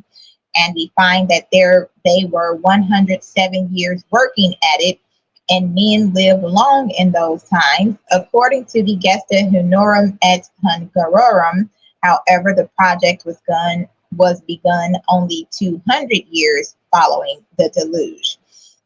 The tradition of 72 languages persisted into later times. Both Jose de Acosta in his 1576 treatise De Percurrenda Indorum Salute and Antonio Vieira a century later in his Sermão de Epifania expressed amazement at how much this number of tongues could be surpassed, there being hundreds of mutually unintelligible languages indigenous only to Peru and Brazil. The book of Genesis does not mention how tall the tower was. The phrase used to determine the tower, its top in the sky. Again, we have Sky City in New Mexico called Acoma Pueblo. So, its top to the sky was an idiom for impressive height rather than implying arrogance. This was simply a cliche for height. The Book of Jubilees mentions the tower's height as being 5,432 cubits, 33 cubits, and 2 palms, or 2,484 meters, or 8,150 feet, about 3 times the height of Burj Khalifa, or roughly 1.6 miles high. The third apocalypse of Baruch mentions that the Tower of Strife reached a height of 463 cubits, or 211.8 meters, or 695 feet, taller than any structure built in human history until the construction of the Eiffel Tower in 1889, which is 324 meters, or 1,063 feet in height. Gregory of Tours, writing circa 594, quotes the earlier historian Horatius, circa 417, as saying the tower was laid out 4 square on a very level plain. Its wall, made of baked brick cemented with pitch, is 50 cubits, 23 meters, or 75 feet wide, 200 or 91.5 meters, or 300 feet high, and 470 stades, or 82.72 kilometers, or 51.4 miles in circumference. A stade was an ancient Greek unit of length based on the circumference of a typical sports stadium of the time, which was about 176 meters, or 577 feet. 25 gates are situated on each side, which make in all 100. The doors of these gates, which are of wonderful size, are cast in bronze. The same historian tells many other tales of this city and says, although such was the glory of its building, still it was conquered and destroyed. A typical medieval account is given by Giovanni Villani of 1300. He relates that it measured 80 miles or 130 kilometers round, and it was already 4,000 paces high or 5.92 kilometers or 3.68 miles and 1,000 paces thick, and each pace is 3 of our feet. The 14th century traveler John Mandeville also included an account of the tower and reported that its height had been 64 furlongs or 13 kilometers or 8 miles, according to the local inhabitants. The 17th century historian Verstegen provides yet another figure, quoting Isidore. He says that the tower was 5,164 paces high, or 7.6 kilometers, 4.7 miles, and quoting Josephus, that the tower was wider than it was high, more like a mountain than a tower. He also quotes unnamed authors who say that the spiral path was so wide that it contained lodgings for workers and animals, and other authors who claim that the path was wide enough to have fields for growing grain for the animals used in the construction. In his book, Structures or Why Things Don't Fall Down, Pelican 1978 to 1984, Professor J.E. Gordon considers the height of the Tower of Babel. He wrote, brick and stone weigh about 120 pounds, there's that 120 again, 120 pounds per cubic foot, 2,000 kilograms per cubic meter, and the crushing strength of these materials is generally rather better than 6,000 pounds per square inch or 40 megapascals. Elementary arithmetic shows that a tower with parallel walls could have been built to a height of 2.1 kilometers or 1.3 miles before the bricks at the bottom were crushed. However, by making the walls taper towards the top, they could well have been built to a height where the men of Shinar or Shinar would run short of oxygen and had difficulty in breathing before the brick walls crushed beneath their own dead weight. In popular culture, Peter Bruegel's influential portrayal is based on the Colosseum in Rome, while later conical depictions of the tower, as depicted in Dor's illustration, resemble much later Muslim towers observed by 19th century explorers in the area, notably the minaret of Samarra. M.C. Escher depicts a more stylized geometrical structure in his woodcut representing the story. The composer Anton Rubinstein wrote an opera based on the story Der Turm zu Babel. American choreographer Adam Darius staged a multilingual theatrical interpretation of the Tower of Babel in 1993 at the ICA in London. Fritz Lang's 1927 film Metropolis, in a flashback, plays upon themes of lack of communication between the designers of the tower and the workers who are constructing it.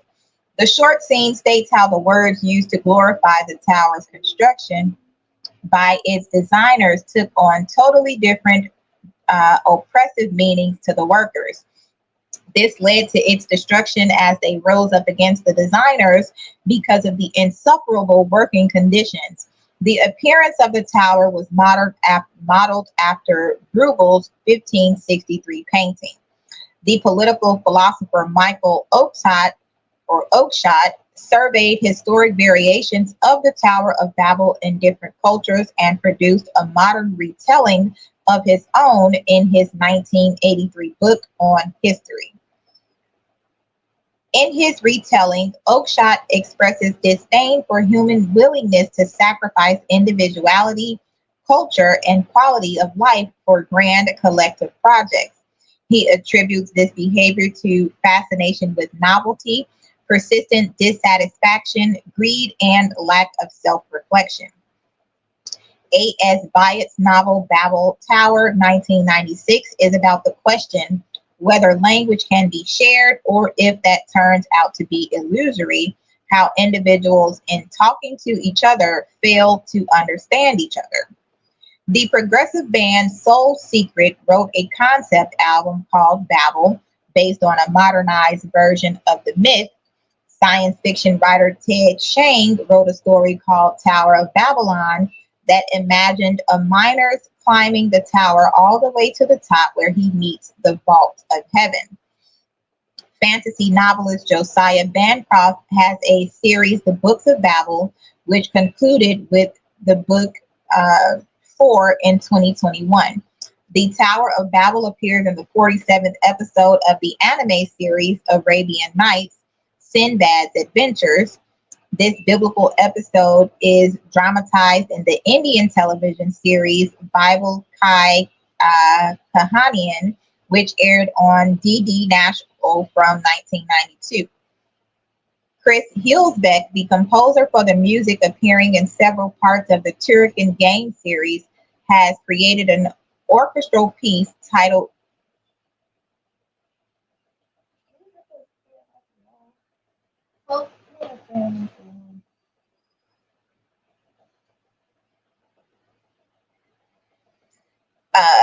Turrican game series has created an orchestral piece titled Tower of Babel, which appears in Turrican the Second, The Final Fight. In the 1990 Japanese television anime Nadia, The Secret of Blue Water, the Tower of Babel is used by the Atlanteans as an interstellar communication device.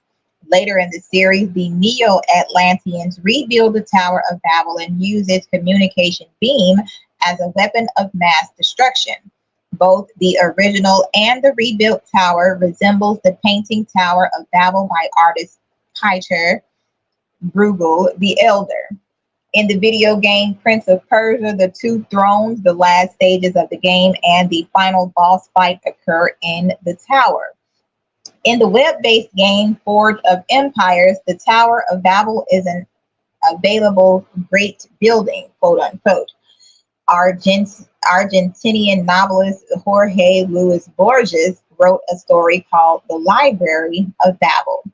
The Tower of Babel appears as an important location in the Babylonian story arc of the Japanese shoujo manga Crest of the Royal Family.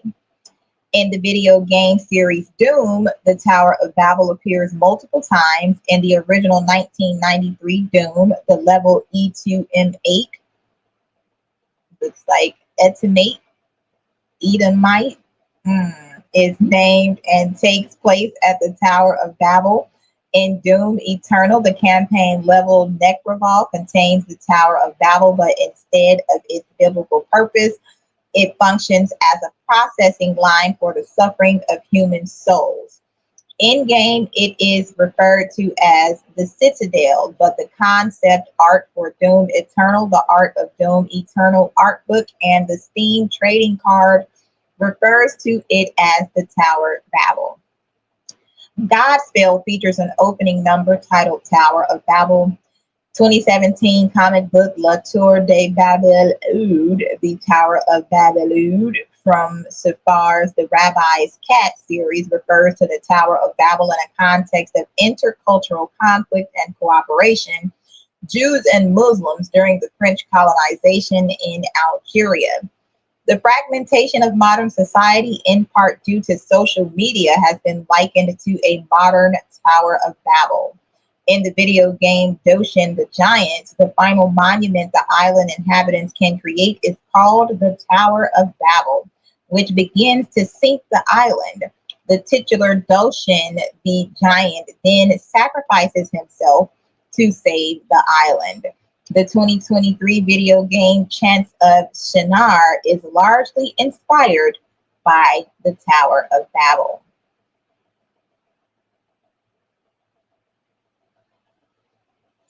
Again, you can check out my video that talks about the largest tower in North America that was built in Chicago. That was, for a long time, the tallest building in the world. Okay. So I'm going to end it off here. We've been on here for a couple of hours. Or do I want to go back to Topia? I knew y'all was going to take me to the top. Where was I?